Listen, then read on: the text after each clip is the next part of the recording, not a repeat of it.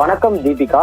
சென்னையை அடுத்த திருவேற்காடு நகராட்சிக்கு உட்பட்ட நூம்பல் பிரதான சாலையில் மழை வெள்ளம் சூழ்ந்திருப்பதால் பொதுமக்கள் மற்றும் வாகன ஓட்டிகள் அவதி அடைந்துள்ளனர்.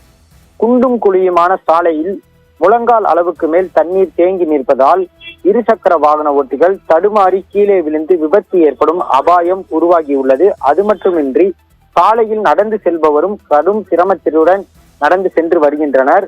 பூந்தமல்லி பைபாஸ் சாலையை நூம்பல் கிராமத்துடன் இணைக்கும் பிரதான சாலை என்பதால் உள்ளூர் மக்கள் இந்த சாலை வழியாக தான் வெளியே செல்ல வேண்டும்.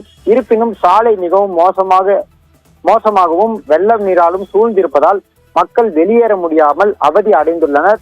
நூம்பல் பிரதான சாலையில் ஏராளமான தொழிற்சாலைகள் இருப்பதால் பணிக்கு வரும் அலுவலர்களும் சிரமத்தை சந்தித்துள்ளனர்.